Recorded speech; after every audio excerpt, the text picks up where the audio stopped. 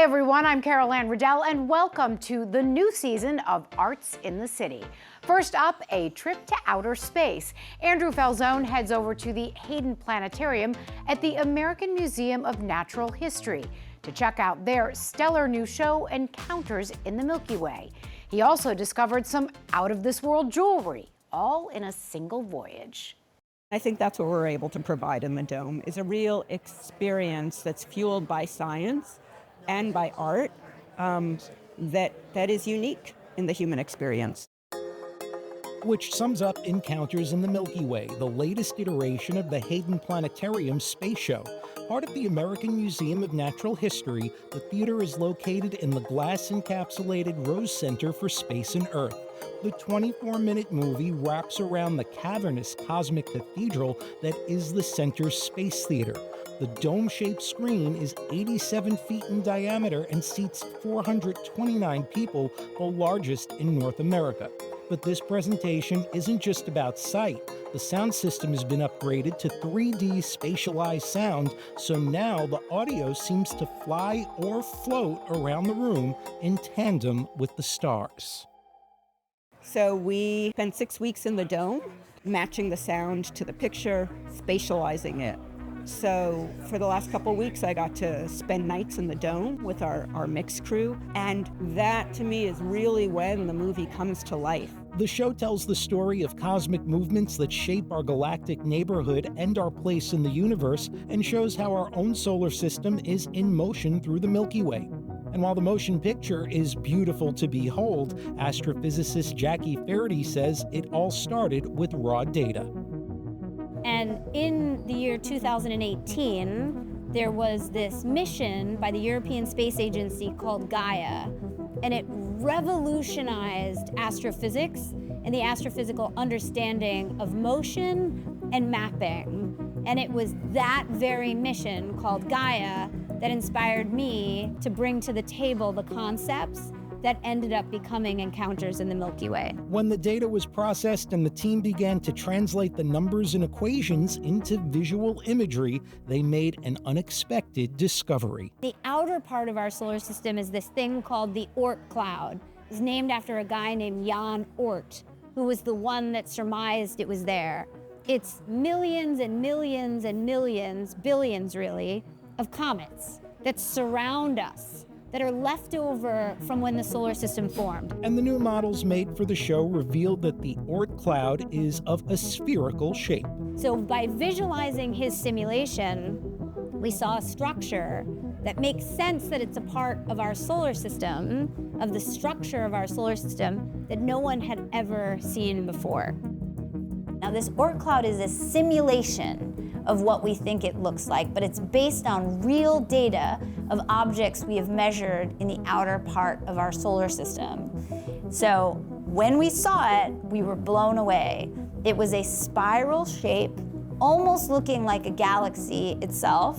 And so the fact that this show not only brings the latest science to the public, but the process of developing the show resulted in a new scientific discovery that shows that the connection between fundamental basic science and engaging the broader public. After you're done watching Encounters in the Milky Way, if you still haven't had your fill of space, you should head down to the Mignoni Hall of Gems and Minerals, where you'll find another exhibit that highlights the connection between the beauty of space and beauty here on Earth. The cosmic splendor is something that makes a bridge, like a connection. As curator for the Mignoni Hall of Gems and Minerals, Kate Casiva helped select the pieces that make up the Cosmic Splendor exhibit. The jewelry represents collections of Van Cleef & Arpels, which spans over, I would say, more than 30 or 40 years. So we have items which are much older, and then there are items which are very recent, like 2023 or 2022.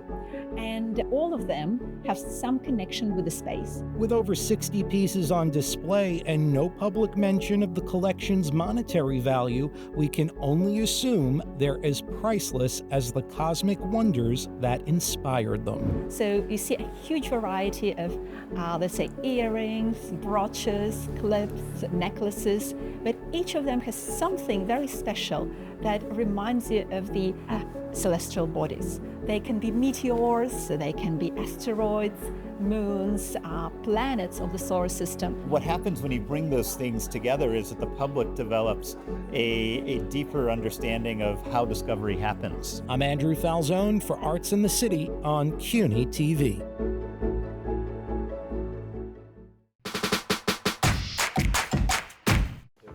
From the Milky Way to Broadway, the hit musical Mamma Mia is back in New York, and Patrick Pacheco, host of CUNY TV's Theater All the Moving Parts, sat down with the show's new cast.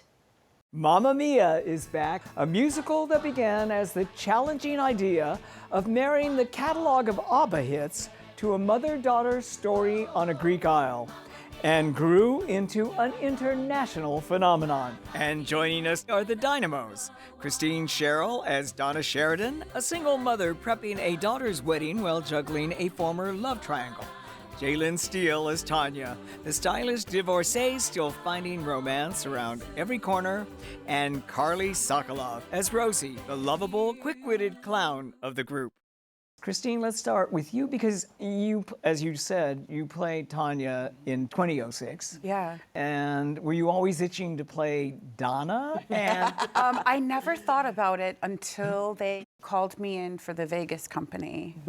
And the tempo of the show, really, and it started with Judy Kramer, the producer, listening to Winter Takes It All over and over and over again with the ABBA songbook. You kick ass with that song. Oh, Yes, she does. Do you summon a different energy, different version each time it comes to that moment in the show? For me, it's about my perseverance and looking out for your goals and winning at whatever is most important to you.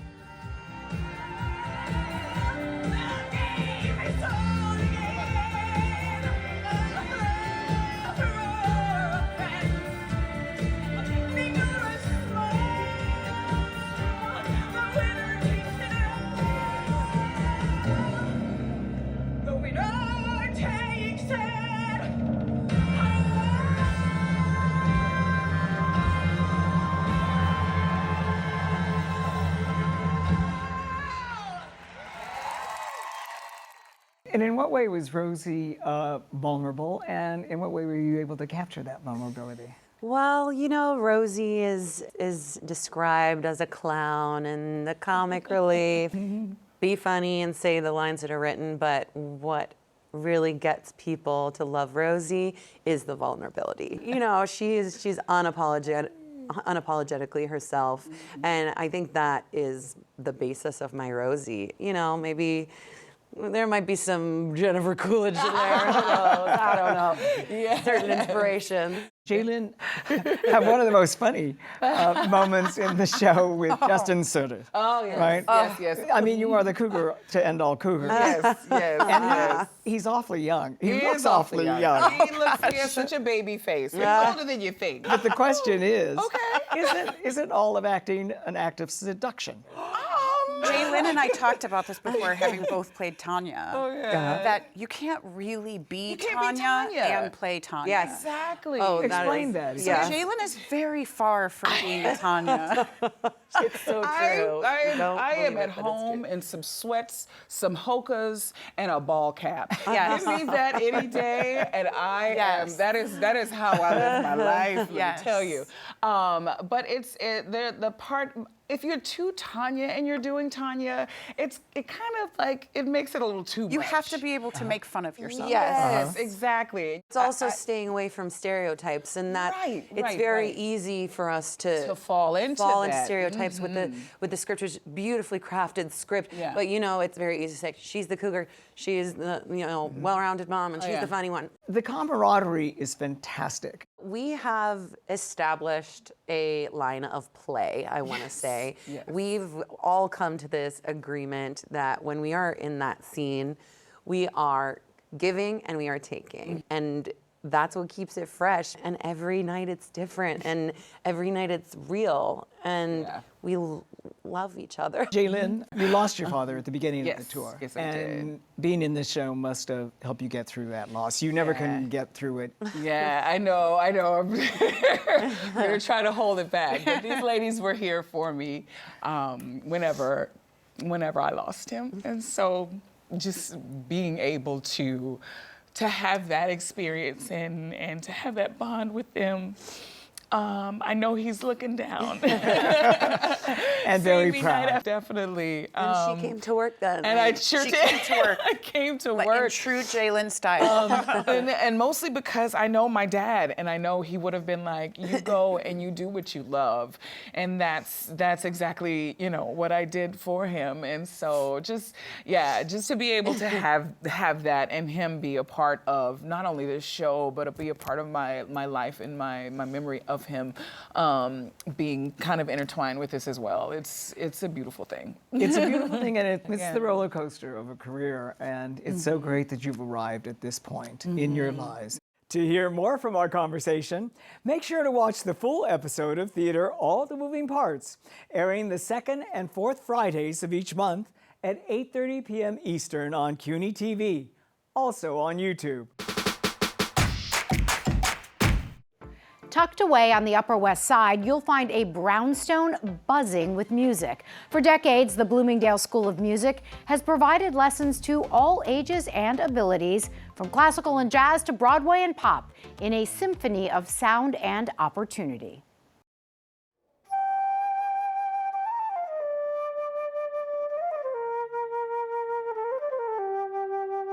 He's only a teenager, but Autumn Red already has a sophisticated appreciation of classical music.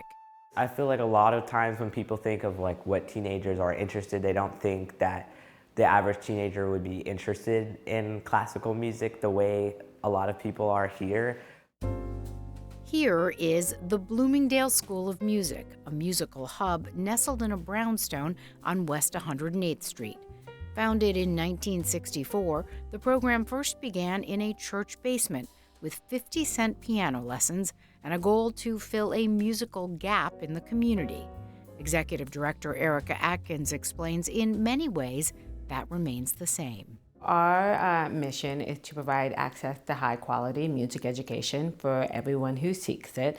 And even though the city itself has changed and evolved over the course of the last 60 years, the need for that mission hasn't changed. It's admittedly not 50 cents a pop anymore, but we do have a very robust financial aid program. We definitely have one of the most aggressive in the city and in the country.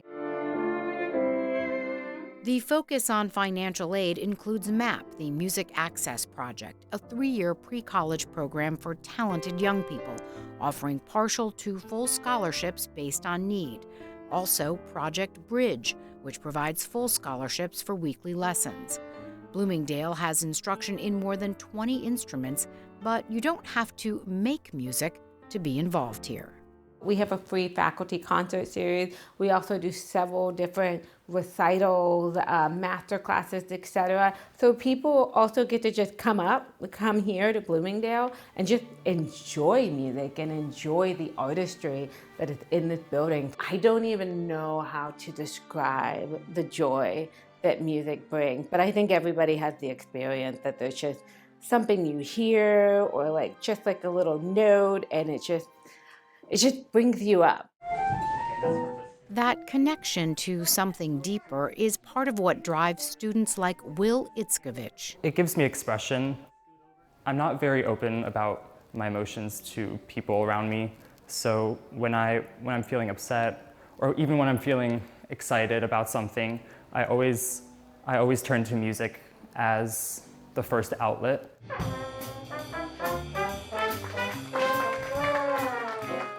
What students learn here seems to translate beyond the concert hall, the power of confidence, collaboration, and hard work. There's something about taking on a challenge and achieving a goal. and the sense of pride that they get when they like land that really specific technique or that fingering or like their breath control is just right. It reinforces again and again, yes, I can do this. Autumn knows that feeling. Like much of life, the flute is demanding, but the rewards can be immense. I think it's very special because it's very unique in that you don't have a reed or you don't have like a mouthpiece. So like everything that you play and like that you do, it's like it's easy to tell like if you do something wrong, but if you do it like perfectly, you can make such a really nice tone that you can't really find in any other instrument. And it's just like very rich.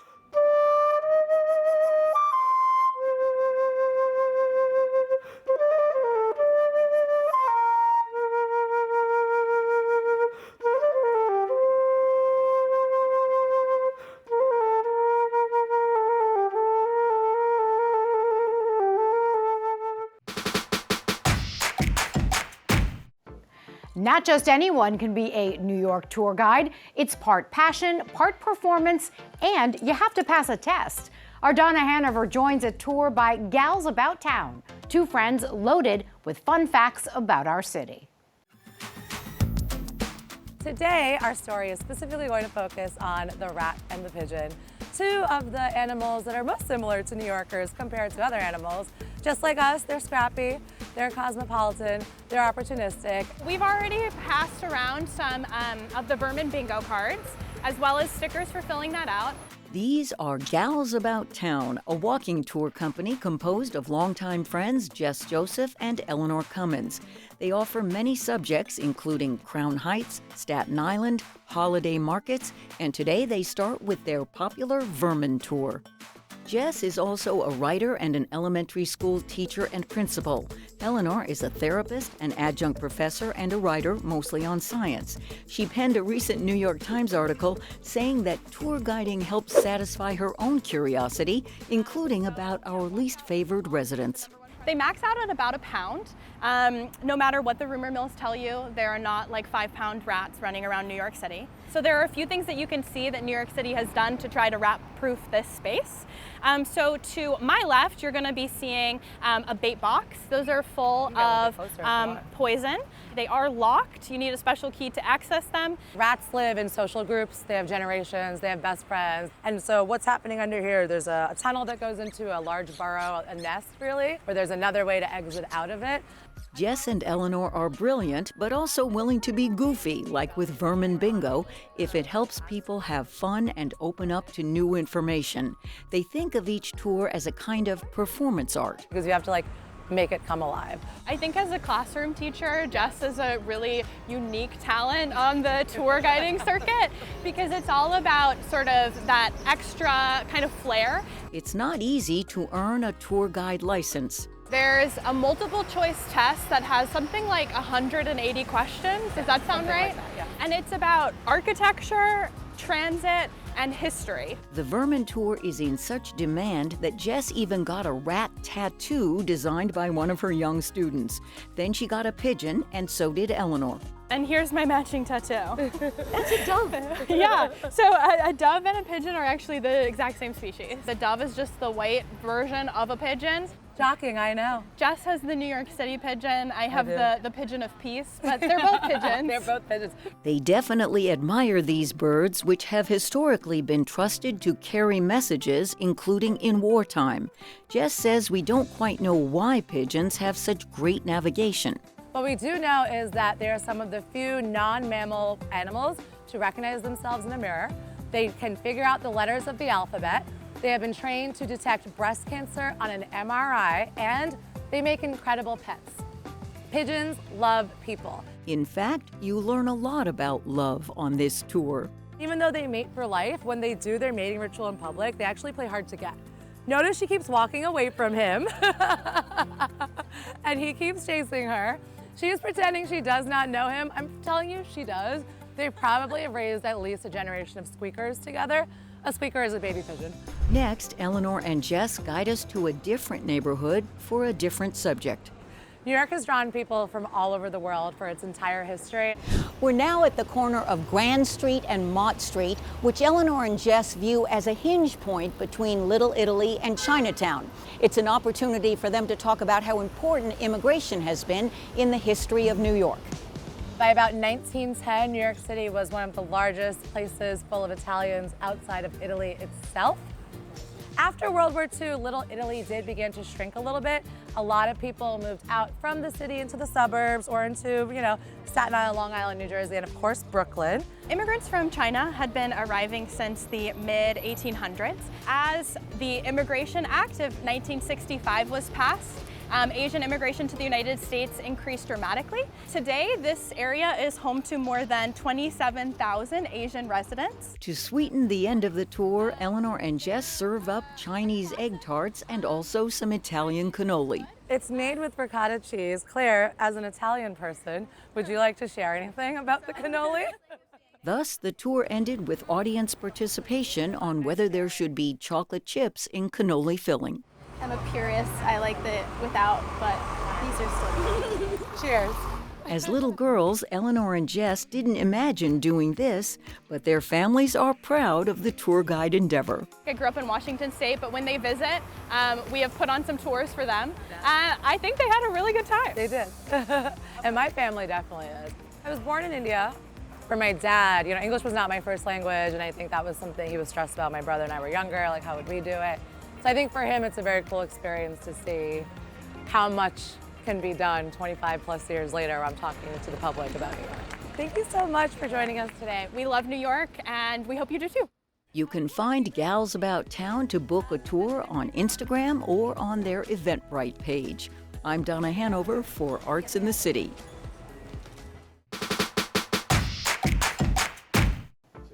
Next, a new exhibit at the New York Historical examines the Red Scare, the anti-communism campaign in the 40s and 50s that shook Hollywood and beyond.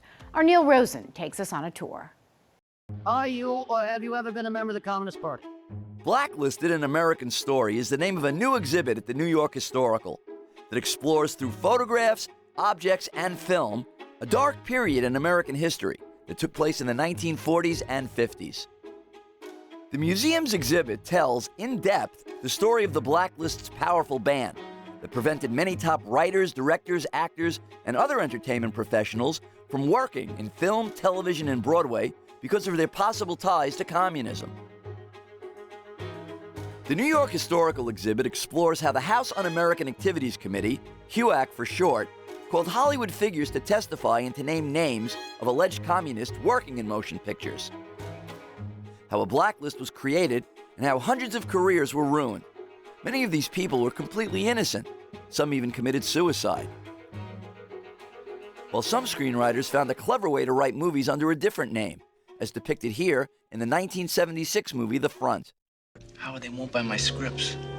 I'm on a blacklist, You want to put my name on your scripts? I write the scripts. I send them in under your name. They buy the scripts, right? It's perfect. This bleak period in U.S. history has been depicted in many other movies, like Being the Ricardos. Lucille Ball's a threat to the American way of life? The film Trumbo, about screenwriter Dalton Trumbo, who was a part of a group called the Hollywood 10. The blacklist is alive and well, and so is the black market.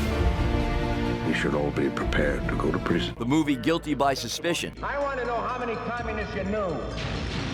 I want to know how many you know. I want to know how many you've worked with. I want to know their names.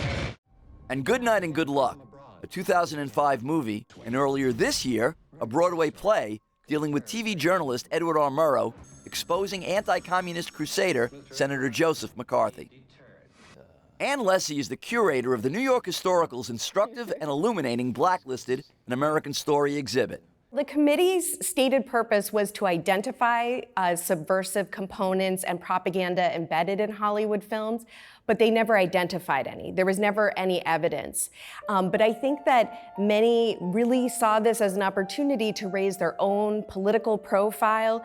For example, a young congressman named Richard Nixon from California started as a junior member of Congress. Soon he elevated to the US Senate, and within 6 years he was vice president of the United States. So this proved very constructive in terms of garnering attention, getting headlines, and bringing attention to the political issues. What will people see here when they come to this exhibit? Well, we have a number of materials from the House Committee on Un-American Activities, including subpoenas. We have records and letters from the Hollywood 10, who were primarily screenwriters who were ultimately incarcerated for refusing to answer questions about their personal political views and affiliations. We also have a section called Talented and Targeted, where we highlight performers that were blacklisted and whose careers were cut short, including actor John Garfield, musician Hazel Scott, and Paul Robeson, among many others. We also show how the New York theater community responded and the different path that they chartered in contrast to the film industry. What do you want people to come away with after they see this particular exhibit? I think this is an incredible opportunity to help educate and inform visitors about a dark moment in American history. And hopefully the question of cinema and Hollywood can bring in visitors who may not automatically be interested in this kind of historical, political story. But I think that this is an opportunity to look at how do we protect our rights and freedoms? What do you do when they're under attack? How do we keep a robust democracy? And then the question of political dissent. If you hold unpopular views or held them in the past, do you deserve to lose your job? Do you deserve social ostracization? I think all of those are really relevant questions. Blacklisted: An American Story runs now through November 2nd at the New York Historical. You can learn more about the exhibit by going to their website at nyhistory.org. At the New York Historical on Central Park West and 77th Street, for Arts in the City, I'm Neil Rosen. That is our show for today. Thanks so much for joining us. A quick reminder to check us out on our CUNY TV app and on social media. We'd love to hear from you. I'm Anne Riddell. See you next time on Arts in the City.